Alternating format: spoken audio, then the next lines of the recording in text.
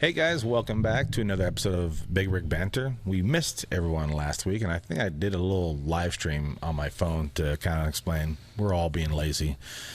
And so Albert's not here today. He's feeling a little under the weather, which is unfortunate. Hopefully he didn't leave any of it lingering around. So let's go ahead and roll our intro, and we'll introduce our guest for this week.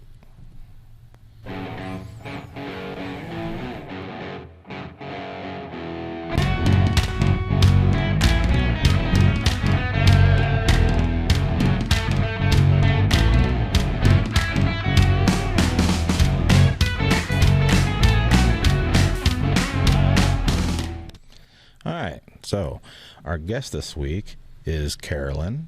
The last guest we had was Tim, and this is his wife. So, if I hit the right button, I knew I was going to do it at least once.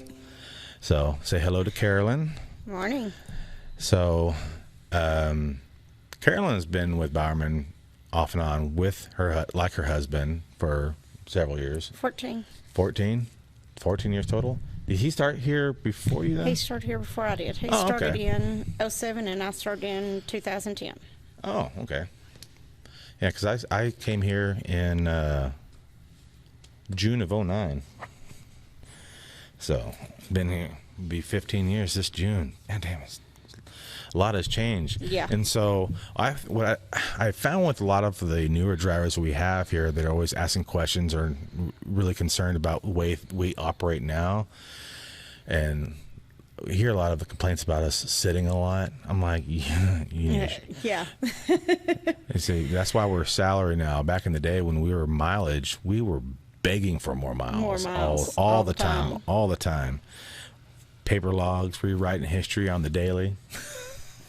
It's not like that no more. I don't know. So, so when you came back this last time, we were already salary, right? Yes. So what was your first impression of that? Definitely different. Different. It was, for me it's different because, like Tim, I'm a LP. I was the last one that they signed up for LP. And You're an LP now? Yeah. Okay. But the salary thing, that was different because whenever the salary doesn't affect. Okay, yeah. It doesn't affect us. But I've heard some complaints and some good, about it. So. Right. I think the complaint I've heard most often is like they're all worried that they're going to be, 5 days. They're going to work me like 3,200 miles. I'm like. There's some weeks I wish I would run more miles. I wouldn't make any more money, but it just, that being consistent and constant makes the week go by a little bit quicker. It does. And so when you're sitting there waiting for a load, you're just like, you can't really get it into a movie or anything. You just can't enjoy it because you're on perpetual standby. Yeah. It's one of them things you're just there. So why'd you decide to go LP or owner-operator or whatever you want to classify it? I started... Were you only LP here? Yes. Okay. Whenever I came over, I'd already been owner-operator. And I kind of like the ideal of the LP because I have a little more freedom on choosing kind of like the loads and stuff. Right.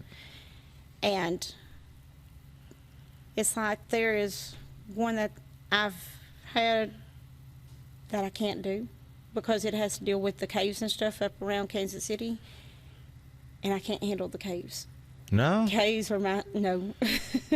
I feel like it feels like it's just going to fall in on top of me, and I can't. Well, the caves over in Springfield, have you been? Well, they just avoid sending you to caves altogether, or you strongly suggest they find a different one? I strongly suggest they find something different because I've not ever been able to handle the caves. Now the tunnels are fine. Tunnels don't bother me. Caves, for some reason, I guess because it's no way. There's only one way in and one way out. Right. And I just feel like if something happens, I'm stuck. I can see that. I mean, a lot of the caves around Kansas City and Independence and some of you over in Illinois that I've been to, they're all they're just big enough. But the one in Springfield, Missouri, they had that place built with trucks in mind. I think I did a short video I posted on our group page or something, but the ceilings are like 50 feet, like room for days. Yeah. They know that trucks are going to have to maneuver, because in all the other caves, you always have to go one direction so you can back in. And it's funny because you see in between the pillars, they have the 2 doors. They can't have a trailer drop there. You need that room because it's so tight. But the one over in Springfield, they have like a row of like maybe 4 or 5 docks, 3 to 5 docks, depending on where it's at in the cave. But in front of it, there's plenty of room. They space the pillars in the middle just so that you can pull and swing. You have room for days. Room for days. And so, see, I've not ever been to that one. That one's pretty cool. I mean, they load you pretty quick for the most part. The worst part about picking up there is having to... Can you give me my water, please? We're always in door like 31, and you don't check in at the office till you get to your door. So you go to your door, you back in, you have to walk all the way back, and then when you get your green light, you'll get to drive out at least, park, then go walk in the office. But when you go in, you don't check in until after you get to your door, and we're always at the last set of doors. It's like, well, at least you're gonna get your steps in when you go here. And so how long have you been back here at Bowerman this time? A year. A year? Awesome. So how come you're not going to go up to Rogers? Well, let me rephrase that. How come you're not going to compete in Rogers? Well, one, I wasn't invited. Oh. Well, technically, they sent out a fleet-wide message. Yeah, but I had something on my logbook where I had went over on my time. Right. And because of that, I wasn't able to go. Oh. I wasn't able to qualify to do any other stuff for it. So did you get like an actual violation out on the road, or? No. Oh. Well, if it's just that's weird. It's like I had went 30 minutes over my time because I had got somewheres, and where I was going to park, there was no parking. And the next closest thing was 30 minutes down the road. Oh. Well, there was a way around that. So you ended up using drive time to get to it? Yeah. Okay. That would have been kind of a log coaching situation, because you would have been able to PC to there. I don't know. I guess it's I don't know if it's telling everybody how to do their job on this particular platform, knowing he's giving all the secrets away. But some might say that would be poor time management, but there's other ways you can, like, find a safe place to park. I'll share that later. Because I don't need DOT flagging this podcast. Look for that son of a bitch. So what's this I hear you telling everybody? No. So, but you're gonna go up there with them though, at least take some days off. Right on. Yeah, it's a lot of fun. Yeah, the first time we went, it was crazy. So you gonna try going next year? I'm gonna try. Awesome. Yeah, it's a lot of fun. Yeah, first time we went, it was like, hey, you want to do this? I'm like, no. Why? I don't want to compete. No. And then I started thinking about it. I'm like, you know what? It might be fun. I was like, wait. I'm going to go up and do this competition thing. I'm still going to get paid? Oh, yeah, let's take a close look at it. If I'm still getting paid, why not? Yeah. Why not? And so, it's all of it was paid for. The first year we went up there, John DeBusk out in the shop got to, he had a vendor take us all out to eat, and that was pretty cool. But yeah, it's a lot of fun though. And so the first year was like nerve-wracking, because you know how to drive, you know how to do your pre-trip, you have to read this damn book to get all these facts. I mean I don't know about you, but I don't really care when the trucking industry split away from the railroad, but it's part of trucking history, and they might test you on it. Yeah. The worst part about the whole test was the hazmat portion. reading through it, because we don't haul hazmat.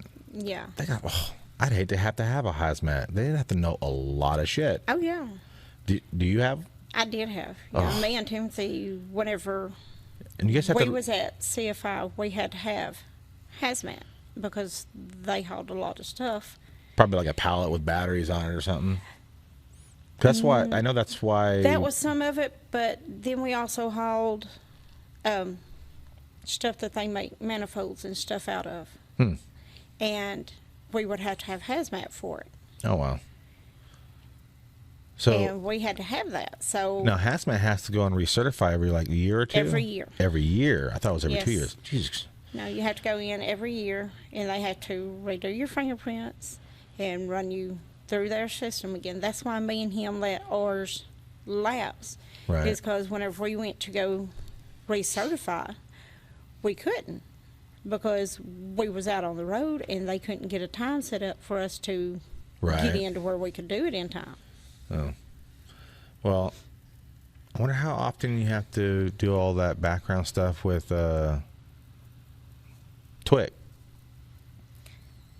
Now, that I'm not for certain on. I don't know. I don't know if I thought about getting my TWIC card, but I don't know if it's every year or every 4 years. I feel like it's not every year. I feel like it might be every 4 years. But I thought about getting it, saving us on escort fees and everything else. But they said they won't reimburse me for the cost of. I'm like, well, keep paying your escort fees. I'm trying to help you all out by saving money. At least you can do is pay the one-time charge of what was it, like $100-something for your background check and all the application fees and everything for it, or something. Something like that. Yeah. I know it's. And I know for the ports, for an escort, and some of them it's $150. Some of them are ridiculous. Yeah. I think down in Gulfport it was like $50 or $60. 50. I think mine was 50 down there, and then I had one. I want to say in Mobile. It's like that one's worse because almost $130. They want you to pay them in advance, but there's the escort fee and then the hourly charge. And so unless they know exactly how long you're to be in there, like, well, we can't, you're not going to reimburse me if I pay for 2 hours, so how long does it take? Oh, it just depends. I'm like, no. I'll give you a 1 hour minimum. But yeah, that same company over in Mobile is the same company that's doing it for us in Gulfport. So I haven't been to either one of those in a while. I done the one in Mobile here before Christmas. Picking up, right? Picking up, yeah. What is it? We pick up either, is it paper or wood? One of the two. I don't remember what it was that I picked up down through there. I feel like it's like the imported plywood or something. I picked up and it was going up to Oklahoma. Yeah. Yeah, I remember going down there a few times. It just, the first time I went down there, you take that off ramp, you see all these trucks parked off over here, and it's not even where you're supposed to check in at. No. But that's where they had us go, and there'll be someone over there. We waited there for like 4 or 5 hours, and they're like, I finally flagged down one of the escort people. I'm like, what the hell's going on? You guys knew we were going to be here. Oh, follow me. Let's go and get you checked in. I'm like, where? And they were just getting ready to close, too. Okay. It was like the end of the day, and who was with me? I think Daryl, maybe? No, it wasn't Daryl. It was someone else. May have been Justin. Maybe it was Justin Pierce. He was down there. Yeah. And so I do miss going out to Washington, though. Oh, yes. Or just different scenery. I mean, I get that a lot of the way they have us set up now keeps us closer, and then they can guarantee your weekends. Yeah. Very rarely would someone have to reset out on the road. I'm sure it still happens. I mean, oh yeah, Timothy does a lot. So, but I miss going over to Lakeland, Florida. Or not? No. Take that back. You can have Florida. Loveland, Colorado, or Cheyenne, Wyoming, because there's a Walmart over there we've delivered to. Hell, Salt Lake City. Yeah. And so, I miss going up to the Northwest, up there to Washington and Oregon, because whenever I first started, we had that tire load. Oh, yeah. That we ran all the time. Delnet. Yes. I don't know what happened. I love that. I remember what it was.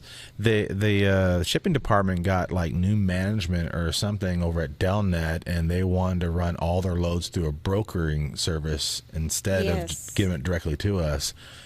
And we tried to tell them, look, yeah, they'll help you find your truck, but if we get it directly, you don't have to pay the brokerage fee.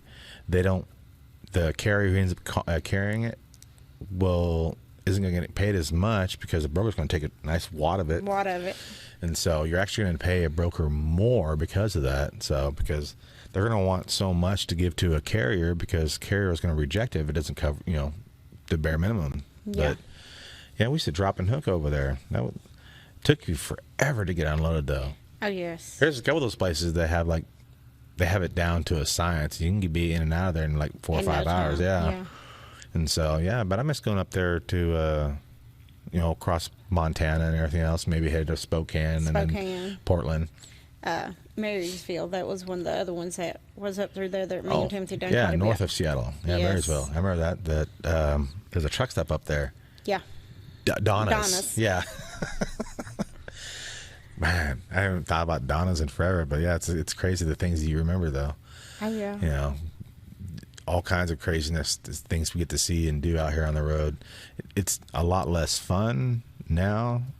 I'm sure part of that is regulations, but I think a lot of it is because we're keeping everybody so close. Yeah. There's a lot of people that are like, oh, you can have all that Pennsylvania and East Coast shit. But after you haven't been there for a while, you're like, you know what? It's tight and narrow, some of those roads where you get to go through some of them old school towns. Those are really neat. Some of them are still running, still kind of lively, and it's almost like time just stopped. Right. And so, but the only problem with those narrow roads, you have to worry about running over a buggy. Oh, yes. And so I've only talked to a couple of them Amish, usually in the truck stop when they're getting whatever the hell they're getting. But they all have an accent, which is a trip. It's like what? A lot of them still speak Pennsylvania Dutch. So it's neat, them being here in the States and all growing up with that almost foreign accent. It's crazy. Think you do it, live that lifestyle? No. Not even for like a week? No. I think it'd be neat to check out for a week, just to kind of experience it. I mean, it's like camping, roughing with a roof over your head.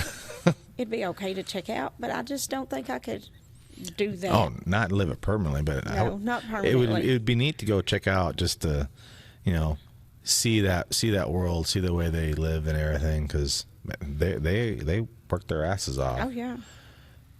That's probably one of the reasons why I wouldn't want to do it. Oh no, I don't want to work that hard. That's why I don't. That's why I don't do flatbed.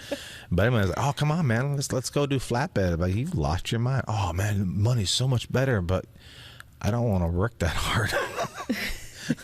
I've worked at a feed store, and we received a load of gates, and it wasn't even the whole trailer. And so you had to go back and restrap everything, and then it started pouring down rain. He has to get the equipment tarped and tied back down and everything. What we didn't buy, and I'm like, nope. No. I know before I come here, I ran Bad Boy Mowers, and they had their trailers, or van trailers, but it's kind of like a car hauler. Okay. And it's like a furniture trailer. Yeah. And it has double deck, double floors, and the top floor has a ramp that goes down. You have to unload all the mowers. Yay. Regardless of the weather, whether it be rain, snow, whatever, you have to unload. Well, I don't know. I think the flatbed would be worse, because if you have to re-tarp. If you've ever had a tarp, I worked for a furniture company. We would haul vaults. You may have seen those large wooden crates. Those are what they use for furniture vaults. There's two different kinds. There's local storage, or transfer, and then there's overseas vaults. They're narrower. They're sealed up. So usually military. But we only had the one curtain side, which hold like 6 of them, but then we had like 2 flatbed trucks, and so those had to be tarped. Those tarps are heavy, and we're only covering like the flatbed's only so long, and it's not a trailer; it's just a truck flatbed. So it holds like maybe 2 or 3, but still hauling them tarps at the top of that thing. No, you can have that. Oh, money's so much better. I'm like, I don't care. No, I'm not starving. Granted, I probably could have paid off my house by now, but that's oh well, no big deal. It is what it is. Oh yeah. But yeah, I know. With them keeping us closer also gives us the opportunity to get fuel here on the yard more often than out on the road. So, I mean, I get it, but at the same time, I'm like, I'm going to get at least 50 gallons over at the low so I can get that shower credit for later on or whatever. But because otherwise, some of these places are charging like $20 for a shower. Yeah. I'm like, for a little water? That's crazy. That's crazy. But yeah, I think it'd be, let me see. I never would have went to North Dakota if it wasn't for Delnet, because we would go to Fargo. Yeah. And that was a trip. That they let you stay the night there on the property.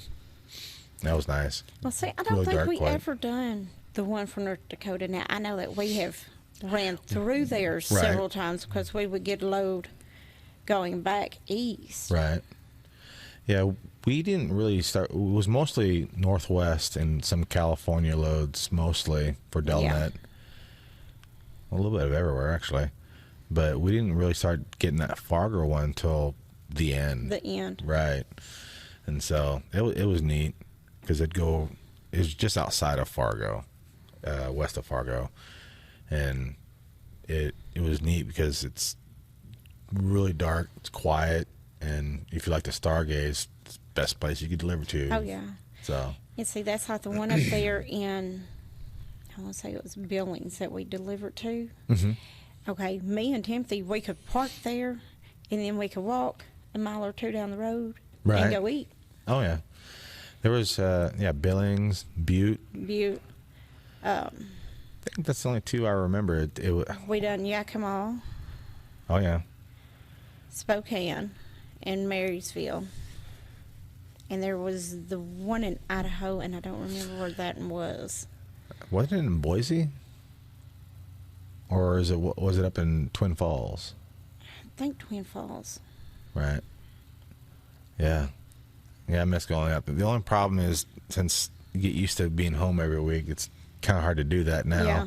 It'd be real tight, and we're not that good at. We done pretty cool, good dispatching, but not that good. I think that's just out of reach. I think up there it's like what, about 2,200 miles, I think. Yeah. Yeah. So no, you have to reset. The only problem is what I found, even when we were still going up there, being out for that long, week and a half, 2 weeks, the second week after your reset is never as good as the first week. Because you're just ready to go to the house. So, yeah. But yeah, have you ever had a chain? No. That was one of our big rules. If you have the chain, you better park the truck. It. But the first time I chained, what we done? Where was I? I was in Oregon. I was in the rest area, and I left, and there was a chain law in effect. I'm like, everybody stopped. So even if you had traction to go around everybody, you still had to stop and do something. I stopped, and I was like, I ain't doing all this craziness. And then I tried to move, and it said, you're not going anywhere. I'm like, damn. So I ended up chaining up. And I remember getting an earful from Pam. What are you doing? You're not supposed to be chaining up and everything. So I'm not parking on the side of the highway. Mm-mm. I know. And by the time I got the chains on and just got over the hill, it already started to defrost, and I didn't need it anymore. So I needed it for like 10 miles. First time chain took me like 45 minutes. 45 minutes to drive 10 miles. Damn it. Oh, yeah. But no, I think the worst part was Wyoming with the wind. Oh, yeah. Oh, yeah. Especially if you're going to Salt Lake City with a Lennox load. Lennox load. Oh, man. Yes. You get to Laramie, you're like, oh, I hope the signs say no crazy warnings, because once you get over the top of Elk Mountain. Yeah. Yeah. You're stopped. Oh, and me and Timothy, I mean, we've ended up laying over 2 or 3 days just because of the wind. Right. Yeah, it's crazy. And they have plenty of warnings, and I don't know how many people ignore them, but we've all seen those videos that probably aren't even taped in Wyoming. You see winds blowing and truck just tip over. Yeah, it probably wasn't even Wyoming. It could have been Nebraska, but yeah, right there in Laramie by the Petro. There's a sign that says, severe warning. Actually, no, I think there's one more truck stop after that before you have to go through all that. I've never stopped there, I don't think. Sinclair. Is it? What, the station? Yeah. Yeah. But yeah, usually just right around there they have that sign that talks about the wind advisories, and they have them all posted up in the truck stops too. And so I think in Oregon they do the same thing for the chain law. Yeah. So it's, at least they do in LeGrand over at the Flying J. Over at yeah. Is it LeGrand? Yeah. Yeah. Before you go over Cabbage. Yeah. Yep, that's about the area where I went past there, and there's a rest area just past there. Just past it. And that's where I stayed the night, and I woke up the next morning, I'm like, oh, I don't like the way this looks. I hate winter driving. It keeps you on your toes. It keeps you on your toes. And everyone's like, oh, it's all no big deal. It's other people you have to worry about. I'm like, it's both. Yeah. I mean, I'm not questioning my skill, but I don't know, it's weird. I get a gut feeling, and every time the trailer moves, and it makes you feel sick. You're like, oh, nope, time to stop. And so the only times I've ever had problems sliding is in Illinois and in Texas, of all places.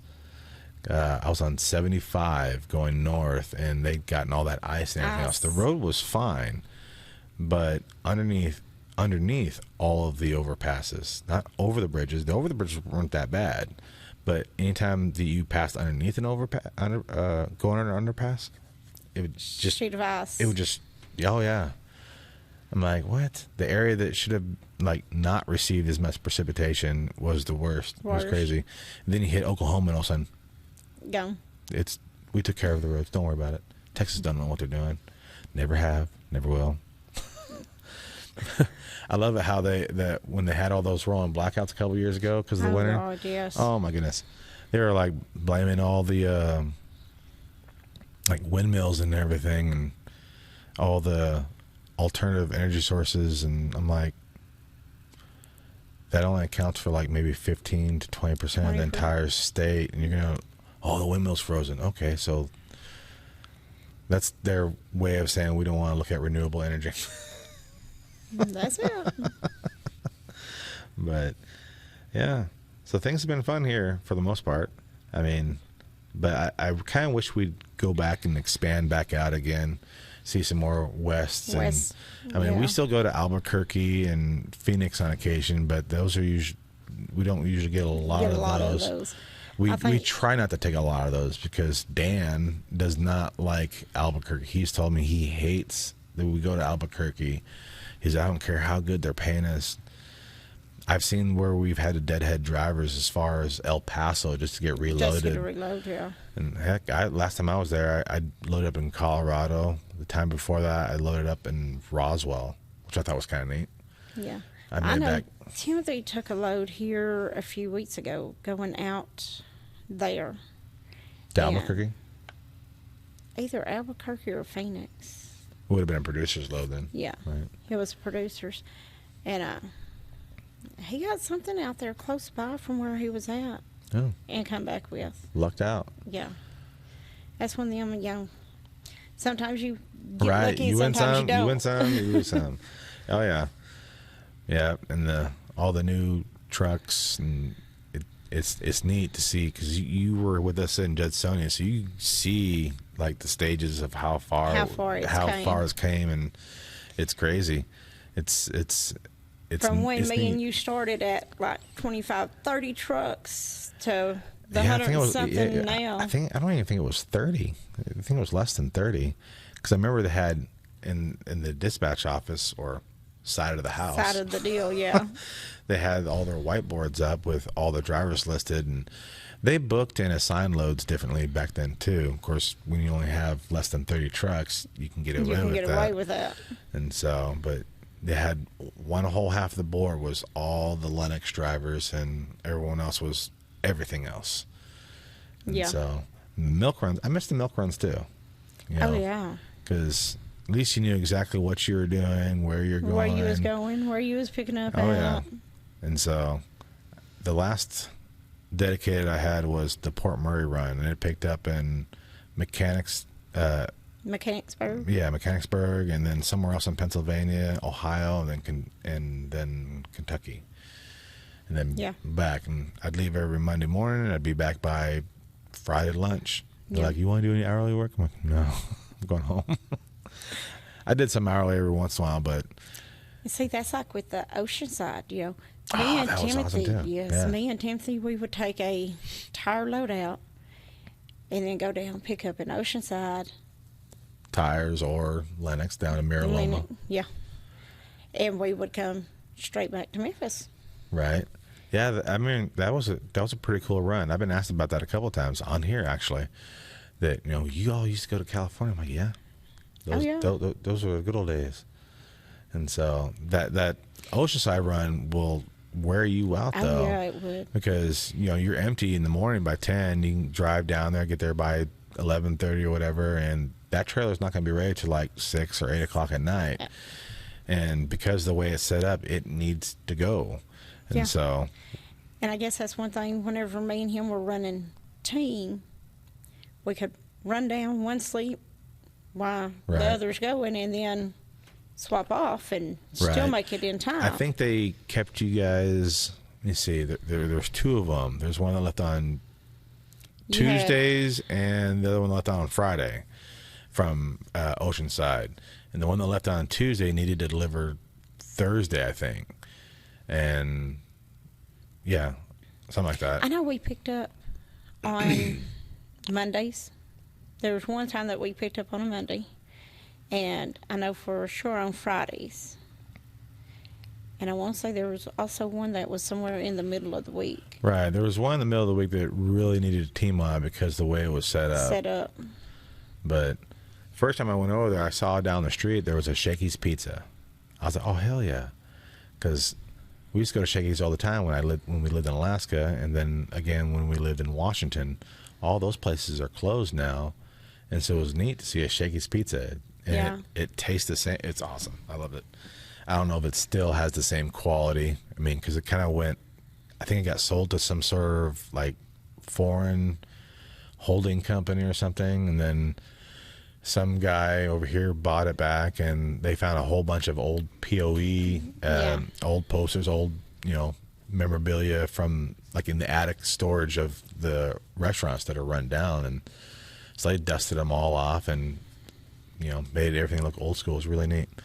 Pizza still tastes the same. The Mojo potatoes were my favorite. they're just regular JoJo potatoes, except for instead of them being logs, they're slices. So that was awesome. But yeah, got to walk around. Did you guys ever go shopping around inside of Computer Geeks? Actually, I did. I had to go in and pick up something for Matt one time to bring back. Right. I brought up a few things back for him as well. Yeah, I bought, actually. It was some kind of adapter for a game system or something that the kids had, and the cord had went out. Oh, no. And we were there, and Matt said, hey, can y'all pick this up? Sure. Right. I remember when we bought our house now, I was going to wire the entire house with Ethernet and network cable throughout the entire house. That way, don't have to worry about Wi-Fi. Of course, Wi-Fi has come a long way since then too. And it was neat because I know where it was coming from. I'm like, I wonder which driver's picking up my cable, because I know it was going to be on one of our trucks. Yeah. Coming from Oceanside. That's one of the reasons why I bought it. So hey, maybe I'll go out there. Maybe I'll get to haul my own order. That'd be kind of neat. Oh yeah. Yeah, and I've wondered how many times hey, am I picking up something that's going to my house? Right. Yeah. And yeah, that was, we would drop the pallets, a couple pallets off at the UPS freight. UPS. No, sorry, FedEx freight. FedEx. Yeah, down 61 by the skating rink. And then the rest of it would drop over there. And so I'm surprised, yeah, all those boxes just kind of tossed in there. Oh, yeah. And so I'm glad DOT never stopped. Let's take a look inside the big trailer. I'm like, you don't want to do that. No. You're not going to like what you see. Like that. All those boxes kind of Tetris in there, all different sizes. It was crazy. It was fun, though. Oh, yeah. I guess the thing that scared me most in driving is me and Timothy, we were coming out of on 40, and not long after I had started driving, there was a truck. I don't know if the driver had fell asleep or what, but he had laid the truck over the interstate, and everybody was coming to a stop. Well, everybody gets to a stop. Well, this one truck back here does it and rear-ended another truck. Oh, wow. And it catches on fire. Oh, shit. Yeah. So we're stuck. You got nowhere to go. You have nowhere to go. You're stuck in the middle between the truck that's laid down and the two that are on fire back here. Oh, wow. And one of them, stuff is exploding. What was it, all on fireworks? Talk about worst case scenario.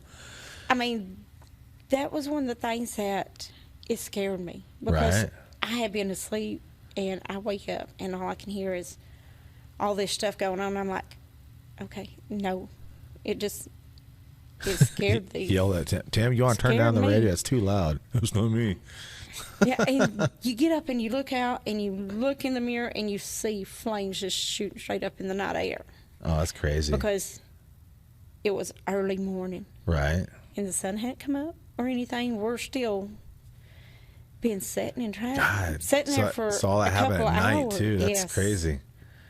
We had been sitting there for several hours. That's like right there with those videos you see, and when it's like severe winter weather and it's all white out. You got to back up and they just can't stop. They just keep coming because they don't see anything. Can't see nothing. I mean, and it's crazy. I'm glad I haven't been in them situations. I can honestly say I've been in enough that I don't like it. I mean, I don't think you need to be put in that situation to find out that you don't like it. Well, whenever you're 3 months into driving and you get the downdrafts from a tornado and it's trying to shove you off the road. Right. No. You can keep all that. Don't want no part of it. So okay, so you and Tim have both done team and then split and did the thing. People are going to talk, so they're going to have their face. Oh, they got in a fight again. She either kicked him out of the truck or he kicked her out of the truck. Now they're driving solos again. Oh, they kissed and made up. They're going to be team drivers again. So what was going on? We've done that. I mean, we've done that. You need your own damn truck. And the thing of it is this last time, it's just one of them things where you can't have two people who are dominant in the same truck and them not clash. You'd be like, keep it up, asshole. Next time you have to take a potty break, I might forget that you're in the truck with me and just take off. And the thing of it is when we was on truck together, no, he wants stuff done his way. I want it done my way, and that's where the dominance come in. But just as soon as we're home, we're fine. Right. He'd go down to his mom's, I'd be over at mine, and we'd be good. My wife, she's a legal assistant for a law firm here in town, and she's had those weeks like, I can't stand this job. The clients are just the stupidity that these people ooze or whatever. I just want to quit my job. I'll come out in the truck with you. I said, the hell you will. You've lost your mind. No. Because then I have to live with you and work with you 24/7. Oh, I don't know. That ain't gonna work. You're sleeping in the top bunk. I'm not climbing my fat ass up there. People think that. Okay, me and Tim, he actually talked me into getting my CDLs.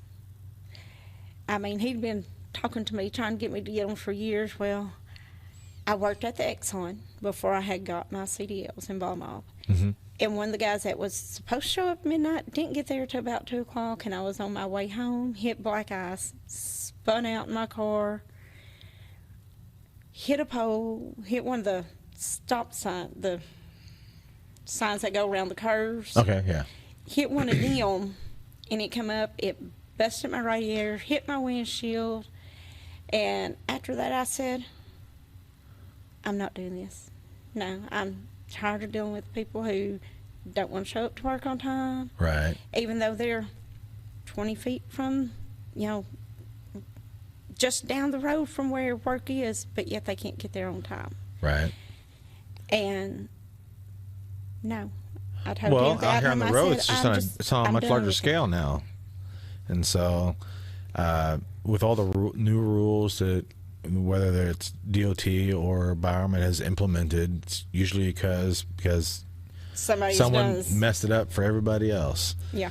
And so, but yeah, I know what you mean. Like, this never would have happened if I left on time, and kind of the same deal. If you were waiting for someone to drop and hook with or split a load, and yeah. Oh yeah. I mean, there's been a couple loads that I have brought back to the yard, and just as soon as I pull on the yard, whoever it is that's supposed to be picking up is already here waiting. Right.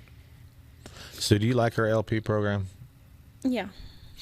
I've heard it's kind of mixed between several people that like, it could be better. I'm not starving by any means. It could be more like this, or I wish you would get more loads like that, or whatever.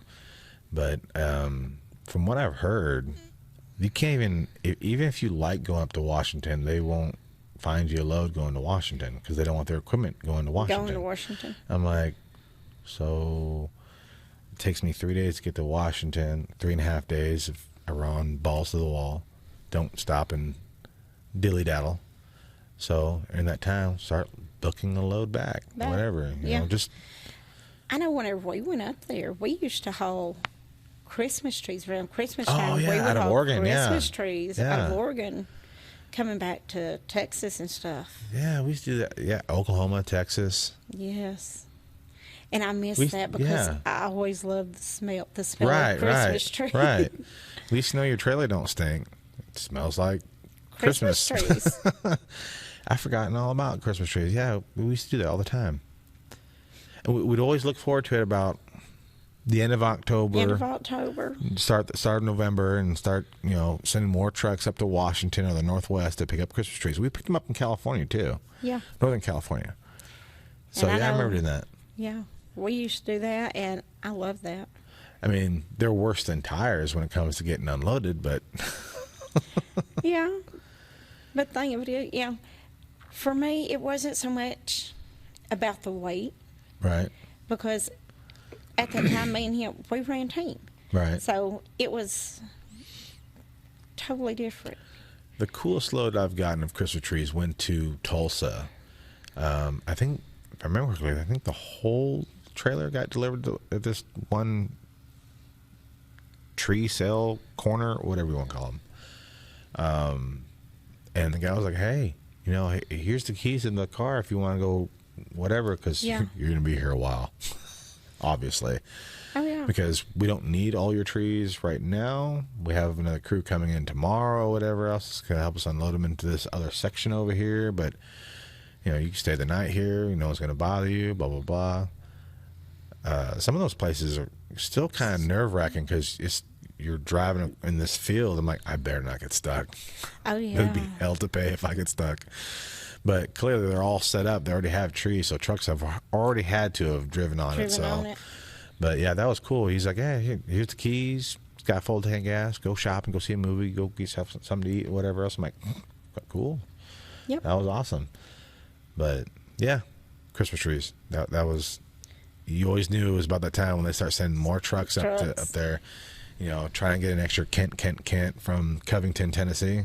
Mm-hmm. The paper loads. Oh God, I hated those. Well, yeah, because you have to be like, the closest you can park is North Bend at that TA, and you're still about an hour and 20 minutes from the first stop. And they have a really narrow window because they're loading their trucks and receiving other stuff. So you have to be there at this time. And if they take too long, when you go to the next warehouse, yeah, then you got to find a place to park after you're empty because, well, you're empty by like, well, I guess 8 o'clock our time because you're usually done by 6:30. So. Well, see, me and Timothy, one time we had a load that was going up there, and it was a 3-drop load. We got the first drop off, went to do the second drop, and they refused to take it off. Because the load, whenever they had loaded it on the trailer, the way they had loaded it, the load had shifted, and they refused to take it. So we had half the day that dispatch was that a paper load? Yeah, it was a paper load. Oh, yeah. Tim talked about that. He's like, I don't want, hell with that damn paper loads. I don't want it. Nope. That happened one time, and they had to restack the entire load before they would take it, blah, blah, blah. I'm like, no. We're no-touch freight. Yeah. I mean, they had to literally take us to a warehouse, right? Take it all off the trailer. I think if I remember restack it and put it back on there. It took them a while to find a cross-dock or a place you guys can do that too, right? Yes. Yeah. I mean, it was half the day before we ever got to where we was supposed to be going for the last one. That's crazy. And it's just, that was one of them loads that I'm like, Timothy, no, I wouldn't do that one again. Yeah, because, well, every time I had a load going to Washington, I have family over there, so I was usually relatively close. Say, hey, let's pick me up. Let's go do something. Whatever. Not always. Out of all the times I've been up there, maybe 3 times I went and visited people because on the other side of the pond, over in like Bremerton, there's not really a place for you to park a truck. So, which is crazy because the whole peninsula, there's like 2 truck stops. Yeah. And it really makes me wonder, when I was working for Allied, where the hell did we buy fuel?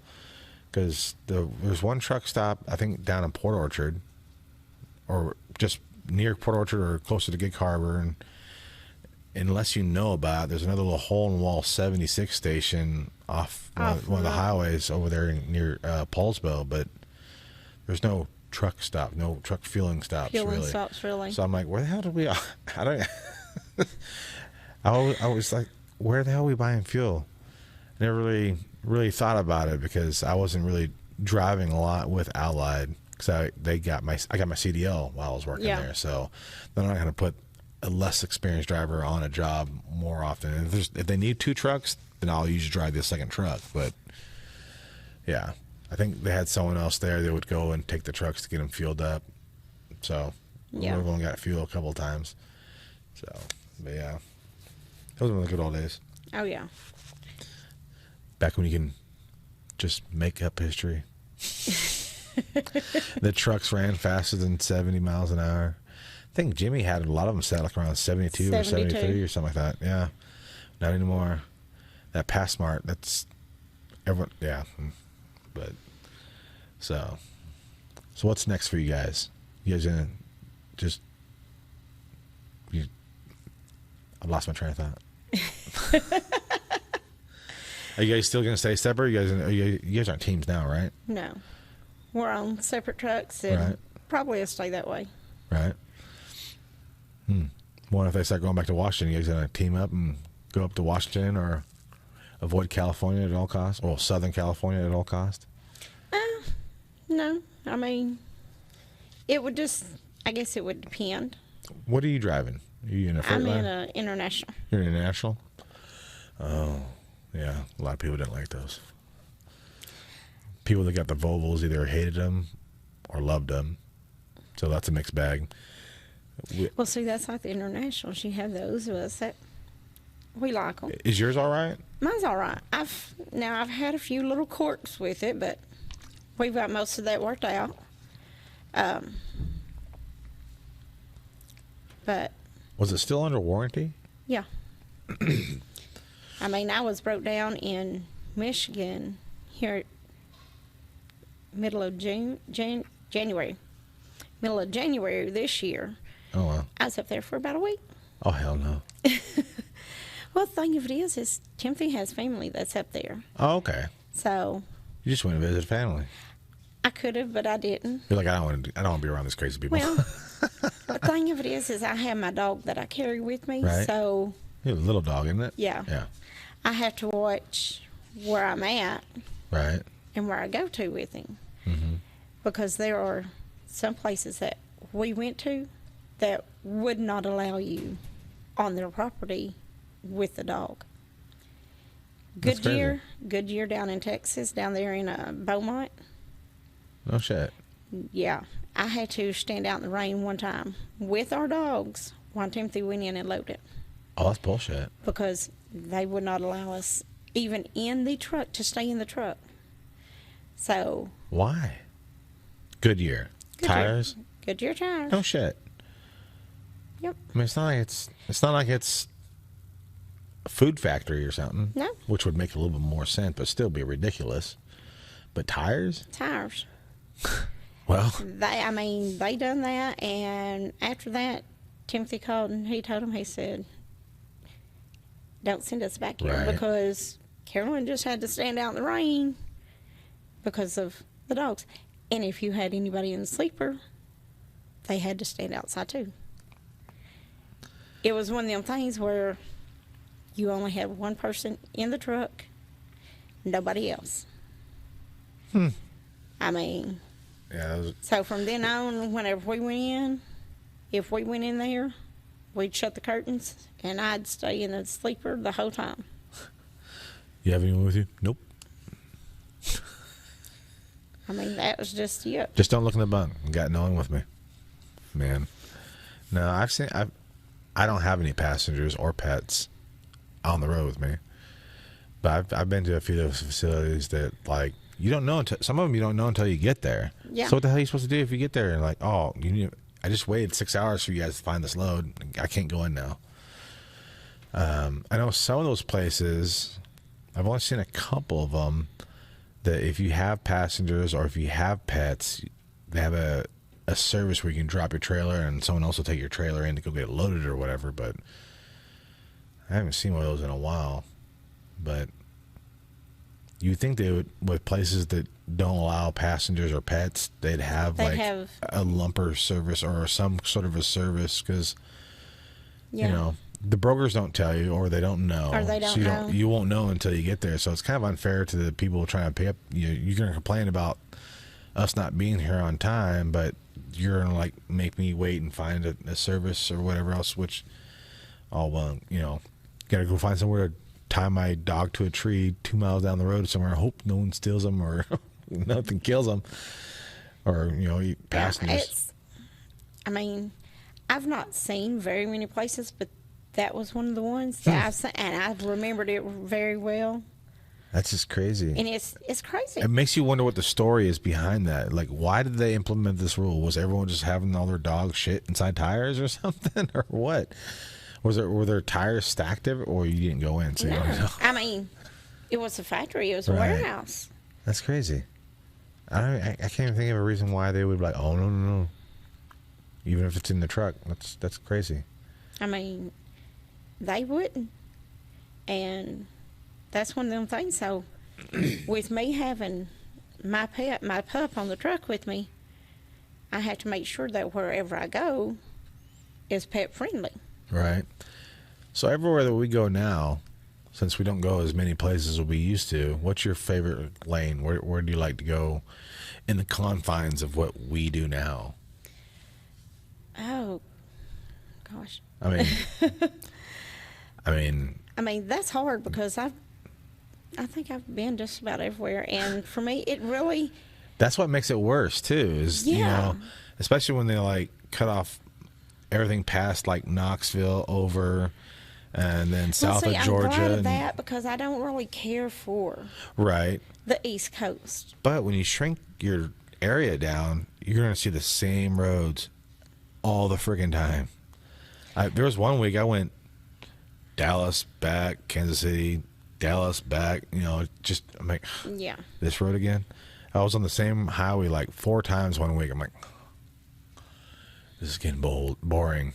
You know. Oh yeah. I don't know how we did it when we were running dedicated, seeing the same highway every week.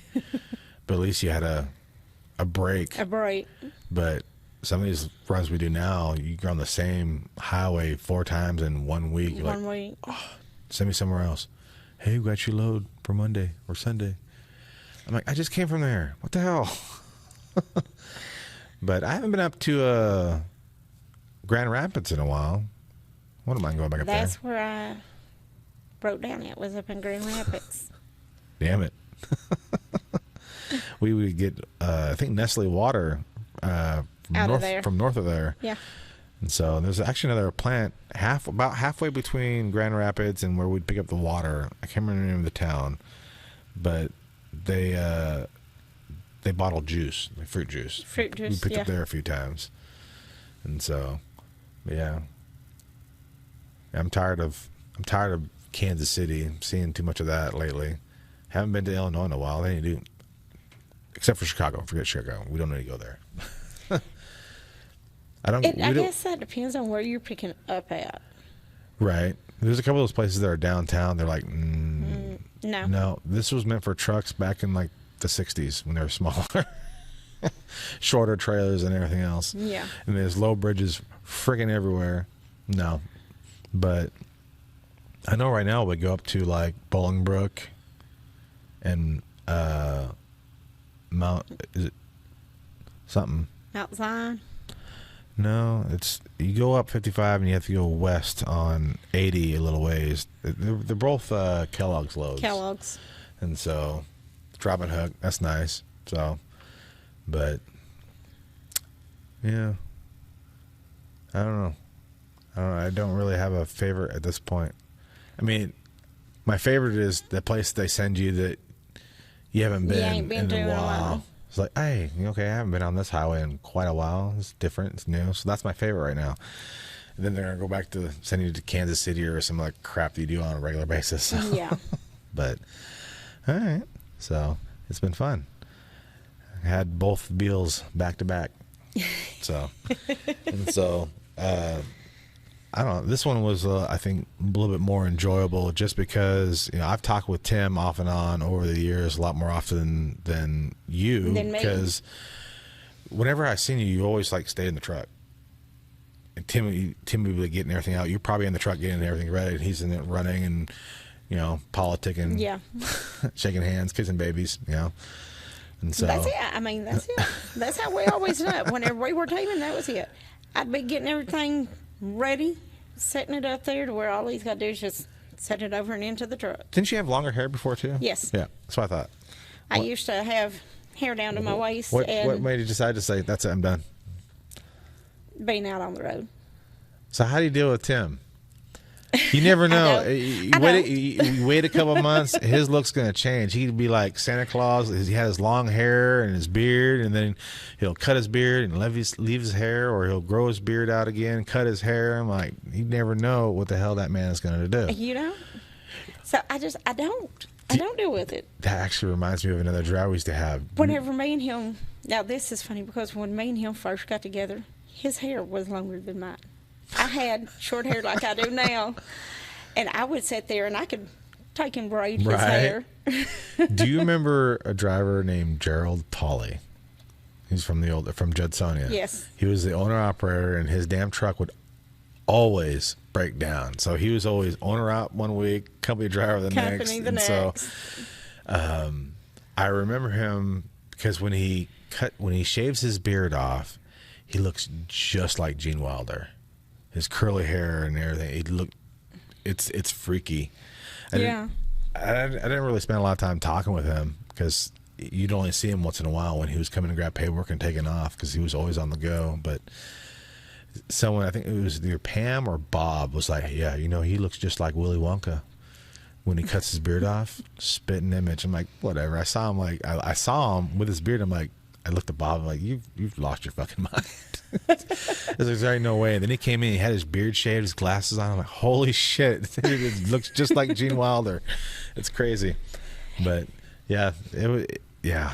And that's like I tell Timothy, because whenever he shaves, he looks like a little kid. we talked a little bit about how he's grown up in a sense, because I pulled him to the side and I wanted to say I got some questions for you before we even do any of this crap over here. I was like, because I told him my opinion of him was piece of shit. I was like, I'm just gonna be honest with you, but my opinion is based on what other people's feedback and experience with you over the year was. So it's kind of like if you have that one friend that's always talking, oh, my neighbor is a damn asshole, so you're gonna start saying, oh, there's the asshole. You think he's an asshole because that's all you ever heard is he's an asshole. So I was like, okay, so, but that's just because we don't really talk, and so I have no experience one-on-one for any extended period of time. So I think that's what's going to be neat about going up to Rogers is we're going to be closely interacting a lot more. And so I expect the opinion will change, obviously, but when he came back this last time, and you could tell he even admits, I was a piece of shit, I was an asshole, I admit, and you could just tell the way he carried himself, how he held conversation, that something happened or changed, that he grew up in a sense. Yeah. And so I'm like, I could get to know this individual better than the other one, I think. And so, but yeah, I think it'd be neat to hang out with everybody up there in Rogers. Yeah. That's the way it was with Albert and I. We weren't friends. We were just coworkers, colleagues. But then when we went to Rogers, we're essentially forced to hang out with one another because we were working on this thing together. We're trying to beat this thing together, or, whatever. Yeah. So you develop a camaraderie and kind of become friends. So I'm kind of interested to see how that develops this year with Tim and who else is going. We have 2 new guys that are going up there, and then I don't know. They're supposed to be all be here at about, I guess, 10:30, 10:45 or something like that. Yeah. To hang out. 11, I think. Yeah, but I rather imagine some of them will show up early just to shoot the shit or whatever. And Liz is still not 100%, so I'm not really sure how that's going to turn out because Albert's not here. I didn't hear that Carl was going to be here, which I figured he would. It just makes sense, but he's not. Oh well. So, all right. Well, it's good talking with you. This has been fun. We're going to have to do it again, and so. I want to thank you guys all for tuning in this week. I know we missed you guys last week, but we're going to try to keep the schedule up. Hey, I think we've got a pretty good track record. We've had something uploaded every Saturday, so we missed last Saturday. Sue us. Don't sue us. So if you guys enjoyed the content, let us know by liking this video, hitting the subscribe button, clicking the little bell icon to be part of our notification squad. You can also listen to us on Spotify. And if you want to support the channel or the podcast, you can do so over on Spotify as well. And we post updates on Facebook. So addresses are youtube.com/ampersand the open road 2023 and facebook.com/the open road 2023. I don't have the Spotify address memorized. Don't sue me. They're in the description. So thanks again for watching. We will see you next week.